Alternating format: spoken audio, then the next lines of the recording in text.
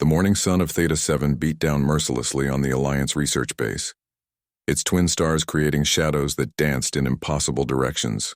Tara Hayes wiped the sweat from her brow as she crawled out from underneath the atmospheric processor, grease smeared across her cheek like war paint.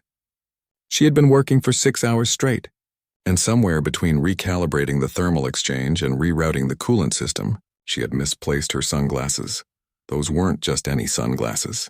They were vintage Earth relics from the 21st century, passed down from her great-grandmother, aviator style with mirrored lenses that had somehow survived 3 generations and 2 interstellar relocations.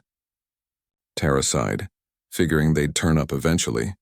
She had more pressing concerns, like keeping the base's life support running on a planet where the atmosphere was still 40% sulfur dioxide.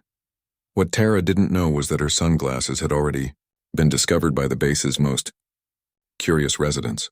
Rock and Vesha were Carthan cubs, barely 8 months old in their species' life cycle, though already the size of Earth's German shepherds. Their fur rippled with bioluminescent patterns that shifted with their moods, currently displaying the excited yellows and oranges of pure mischief. The twin cubs belonged to Commander Jalrek, the Carthan military liaison assigned to protect the human research outpost. The Carthans were apex predators from a death world that made Earth look like a vacation resort, with retractable claws that could slice through composite armor, sensor whiskers that detected electromagnetic fields, and a hunting instinct honed over millions of years of evolution. They were the galaxy's most feared warriors. Their cubs, however, were something else entirely. Rock found the sunglasses first, nudging them with his snout near the tool shed. The strange reflective surface caught the twin sun's light, and when he looked down he saw his own face staring back at him. He chirped in surprise, the sound somewhere between a growl and a bird's trill. Vesha bounded over, her tail swishing with curiosity. Together they examined the mysterious object. When Rock accidentally knocked them onto his face with his paw, something extraordinary happened. The sunglasses somehow caught on his pointed ears, settling onto his snout in a way that seemed almost intentional. Rock blinked and the world transformed. The glare of the twin suns diminished, the harsh shadows softened, and everything took on an amber-tinted quality that made him feel important, powerful, like he could solve any mystery in the universe. He stood taller, his chest puffing out. Vesha tilted her head, and in her eyes, Rock saw something he'd never seen before. Respect. Maybe even awe. From that moment, everything changed. By midday, the base personnel began noticing something odd. The 2 Carthan cubs, who usually spent their time wrestling near the recreation dome or chasing the local butterfly analogs, were now investigating. Dr. Yamato was the first to report it. "Commander Hayes," he said over the comm, barely suppressing laughter, "you need to see this. The cubs are inspecting the perimeter fence, and one of them is wearing sunglasses." Tara dropped her wrench. "My sunglasses?" When she arrived at the northern perimeter, she found a scene that would be permanently seared into her memory. Rock strutted along the fence line with her aviators perched on his face, his head swiveling back and forth with exaggerated deliberation. Behind him, Vesha followed with equally serious demeanor, occasionally stopping to sniff at the ground or paw at suspicious patches of dirt. "Are they patrolling?" Tara whispered. "They've been at it for 2 hours," Yamato replied, his scientific composure cracking into a grin. "They checked the loading dock, investigated a coolant leak in Section 7, and I swear they interrogated Private Morrison about his missing lunch." As if sensing their audience, Rock turned toward them. The sunglasses reflected the twin suns, making him look absurdly official. He made a low rumbling sound, the Carthan equivalent of a thoughtful and continued his patrol. Word spread through the base like wildfire.